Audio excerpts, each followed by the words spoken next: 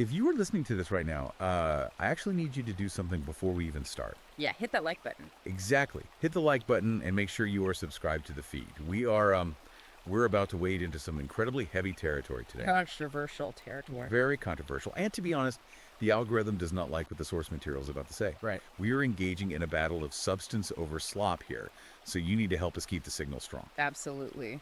Your support matters more than ever with a topic like this.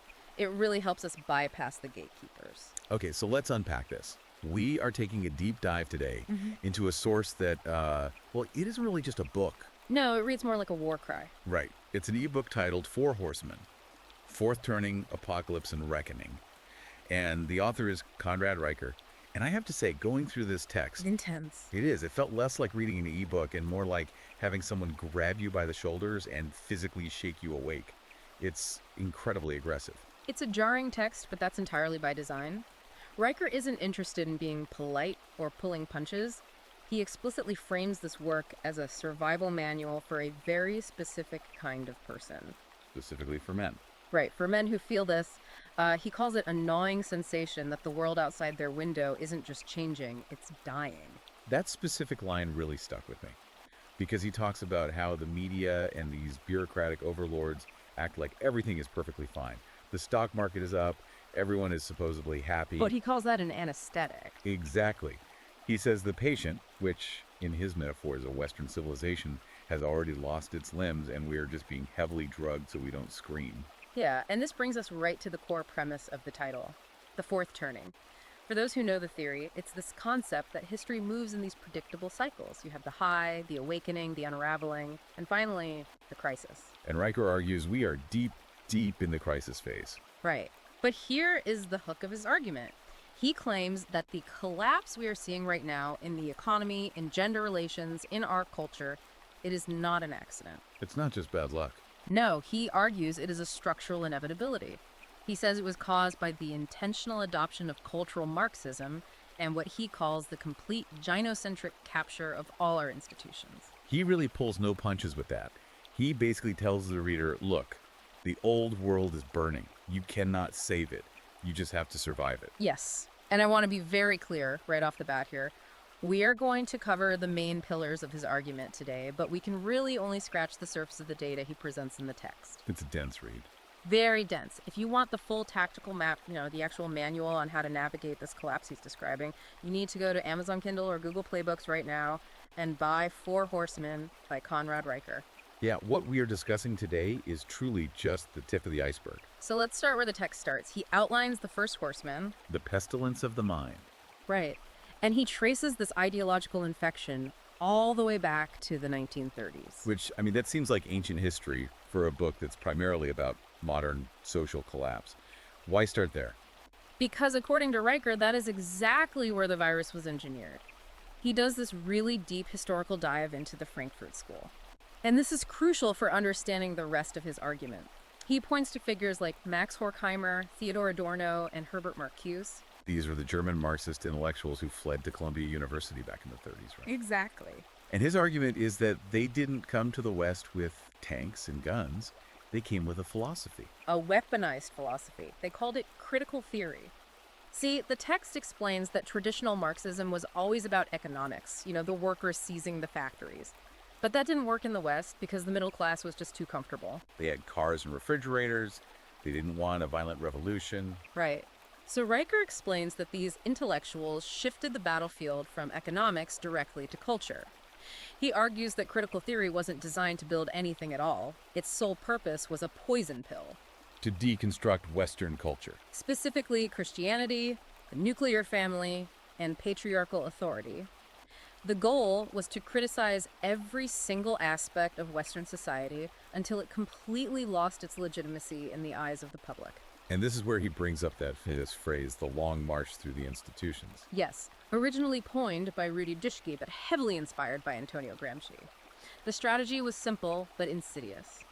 You don't fight a violent revolution in the streets where you can be defeated. You take a much longer path. You capture the culture factories. Exactly. You quietly take over the universities, the media, the seminaries, the HR departments. You rot the structural supports from the inside out without ever firing a shot. And one of the most fascinating concepts he links to this, and honestly see this playing out every single day online, is Marcuse's idea of repressive tolerance. Can you explain that? Because on its face, it sounds like a complete contradiction in terms. It is a contradiction, and Riker points out that that is exactly the point. Marcuse explicitly argued that to have a truly liberated society, you cannot actually be tolerant of everyone. You have to be repressively tolerant. Meaning what exactly? Meaning society is conditioned to be totally permissive of left-wing radicalism, things like violent protest or the censorship of traditional values, while simultaneously being actively intolerant of any right-wing movements. But when we see conservative voices getting aggressively deplatformed, while radical activists get promoted or celebrated. Riker argues that is not a glitch in the system. That is the operating system itself. It is Marcuse's theory applied directly to modern big tech and media. It's why one side of the political spectrum is immediately labeled hate speech, and the other side is just called justice. Right. The text says it's designed to silence any opposition by preemptively labeling it as intolerant. It's the software running the simulation right now. But what I found really interesting is how Riker gets very specific about when this ideological capture became a literal legal weapon against men. He circles a very specific date on the calendar, April 4th, 2011. Yes. Why that specific day? What happened? That was the day the Dear Colleague letter was sent out. Okay, remind us what that was, because that's a huge pivot point in the book. This was a directive from the Obama administration's Office for Civil Rights. It unilaterally redefined Title IX regulations for every university receiving federal funding. Historically, Western law is based on the concept of beyond a reasonable doubt. Right, you need like 99% certainty to convict someone of a crime. Exactly. But this letter forced universities to judge sexual misconduct cases based on a preponderance of the evidence. Which means what exactly in practical terms? In numbers. It means 50.01% certainty. It is essentially a feather on the scale.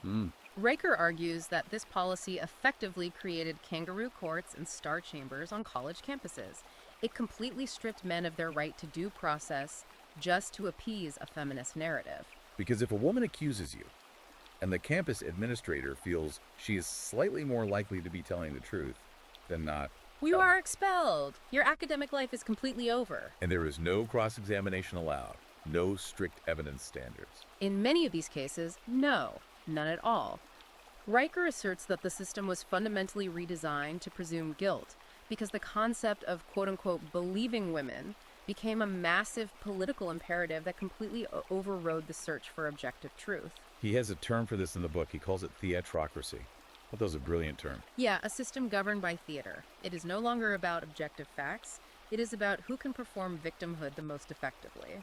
He points to the Duke Lacrosse case and the Brett Kavanaugh confirmation hearings as his prime examples of this. The Kavanaugh example was particularly intense in the text. He describes the whole media circus as a ritual of humiliation. He sees it as a coordinated attempt to destroy a high-status male based on uncorroborated memories. And he argues the purpose wasn't even about Kavanaugh specifically. It was purely to signal the immense power of the matriarchy. To show that they can do it to anyone. Right. The book claims it creates a world where men are terrified to interact, knowing that a mere accusation is practically as good as a conviction. He calls it psychological warfare designed to keep men docile. So that covers the institutional layer. That's the legal trap he describes. But then the book pivots to what I personally found to be the most provocative section. He talks about the clash between the software, which is society's programming, and the hardware. Biological reality. Yeah. This is the absolute red pill core of the book. Yeah. Riker argues that while the media constantly tries to reprogram men to be soft, compliant allies and tries to reprogram women to be independent girl bosses, you simply cannot reprogram biology. The hardware eventually overrides the software. Always. And he uses James Donmore as his main case study here. The Google memo guy. Right. Back in 2017, Damore, who was a software engineer, wrote this internal memo. He basically suggested that the gender gap in tech might actually be due to biological differences in interests and traits. You know, men generally having a higher interest in things and women having a higher interest in people rather than it just being a result of systemic sexism. And Google fired him immediately. He was burned at the stake for heresy. Riker uses this to argue that we are currently living in a religious cult, not a rational, fact-based society. If you speak biological truth, you are destroyed. But then Riker goes even deeper into the hardware of human relationships. Mm-hmm. He brings up this concept called Briffault's Law. Yes. I actually hadn't heard of this one before. The quote in the book is, "The female, not the male, determines all the conditions of the animal family." Robert Briffault. He wrote that in 1927. The law basically states that if the female derives no benefit from the association ends. It's ruthless. It is. Riker uses this concept to completely strip away what he calls the Disney lie of unconditional love. He argues that female love is fundamentally transactional. It is entirely based on hypergamy. Okay, we need to unpack hypergamy because he uses some very specific, very internet native terminology in this section. He talks about alpha fucks, beta bucks. It sounds incredibly crude on the surface. It is crude terminology, but Riker insists it is the most accurate model for understanding modern mating strategies. He argues that women have a dual mating strategy literally embedded in their DNA. Strategy one being what? Strategy one is seeking genetic superiority, the alphas. This is for short-term mating. It's driven by raw physical attraction, lust, the desire for good genes. And strategy two. Strategy two kicks in when they seek provision and safety, the betas. This is for long-term security. Okay, I follow. Now, Riker's main argument here is that the modern state has completely broken the historical balance of this dynamic. The welfare state and the biased family courts now allow women to have the alpha experience in their youth without any of the traditional consequences. And then they just use the legal system to extract resources from the beta provider later on. Exactly. Or they just rely on the state itself to act as a surrogate husband. So the average guy is just getting squeezed from both sides. He's expected to physically and financially pay for a system that actively despises him. And Riker is highly critical of how a lot of modern men have responded to this squeeze. This is where he dives into what he calls the simp economy. Oh, right, the misandry bubble. He looks at the explosion of platforms like OnlyFans. He describes this phenomenon as men artificially inflating the value of women. Millions of men are transferring hard resources their money without receiving any actual intimacy, commitment, or reproductive value in return. It's just a terrible trait. It's economically irrational behavior, and Riker says it's entirely driven by male desperation in a broken market. It's a massive economic distortion. And he heavily contrasts this simp economy with the concept of the sexual market value curve, or what he calls the wall. This is one of the hard truths he really wants his male readers to internalize. Riker argues that a woman's value in the mating market is inextricably tethered to youth and fertility. It peaks early, usually between 18 and 25, and then it depreciates. And he says that's just raw biology, regardless of what Cosmopolitan magazine tries to tell you. Right. But men, on the other hand... Men are an appreciating asset. Exactly. A man's value is based on his status, his resources, and his competence. And those things take time to build. So a man's value naturally peaks much later, in his 30s and 40s. So Riker's overarching point here is that young men are miserable right now because they haven't built their value yet. But they shouldn't despair. They need to grind. They need to build themselves up and realize that time is actually on their side. But only if they don't waste their 20s being a simp or chasing validation from women who fundamentally do not respect them. And that perfectly brings us to the solution presented in the text.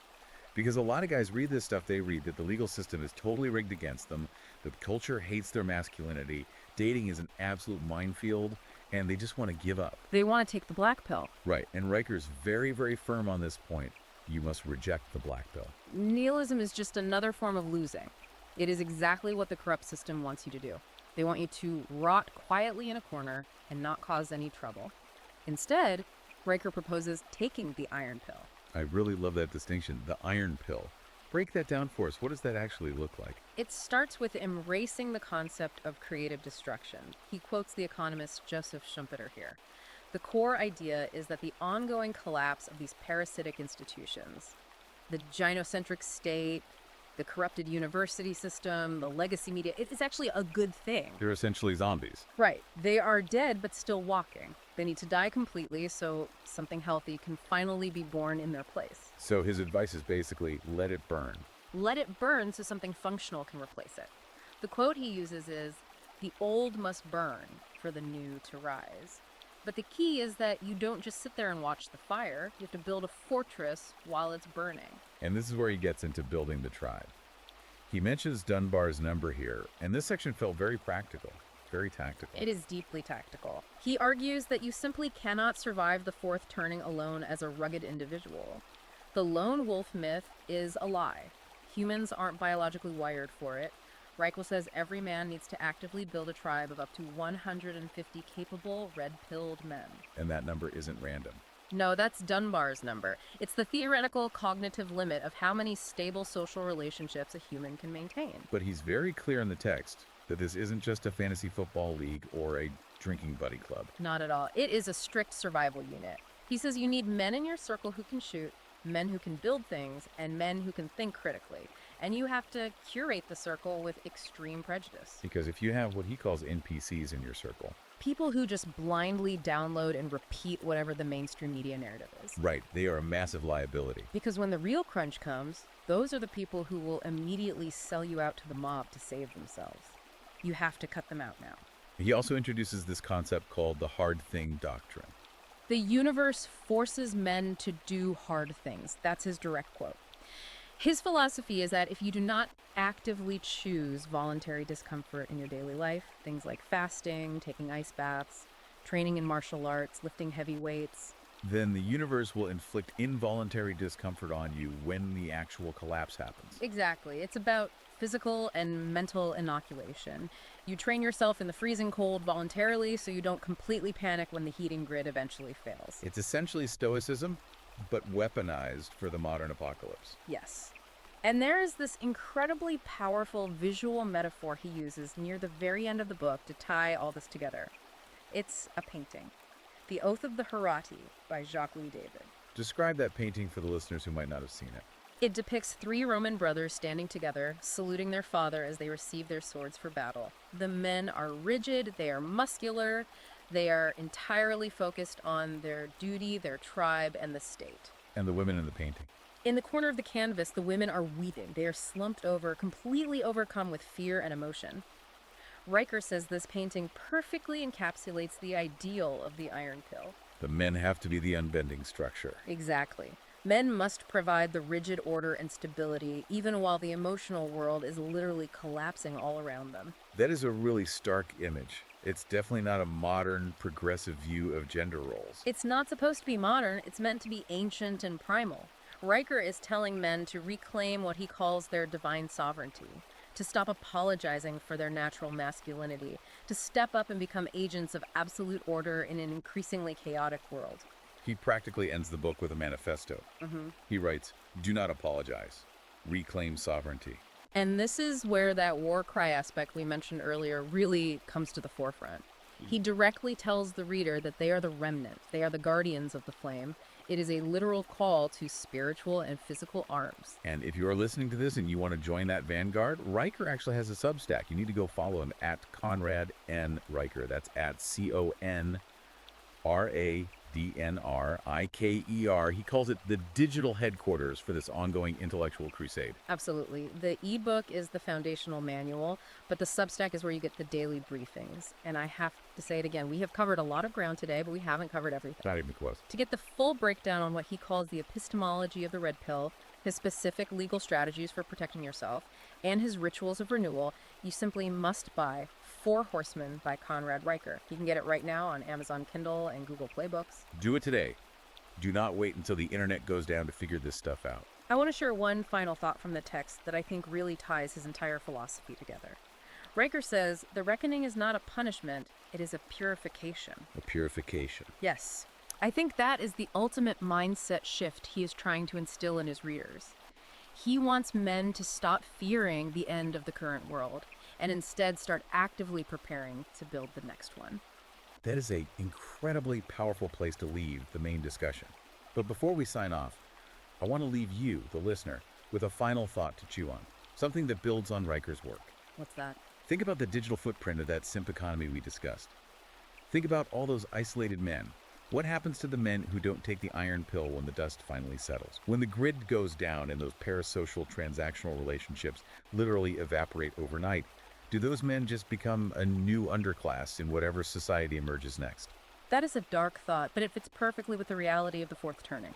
If you don't build your value, you will be left behind. Something to seriously explore on your own. If this deep dive resonated with you, if you felt that gnawing sensation we talked about at the very beginning, hit that like button right now, subscribe to the feed, and share this with a man in your life who desperately needs to hear it. Help the algorithm promote substance over slop. We will see you all in the next deep dive. Stay sovereign.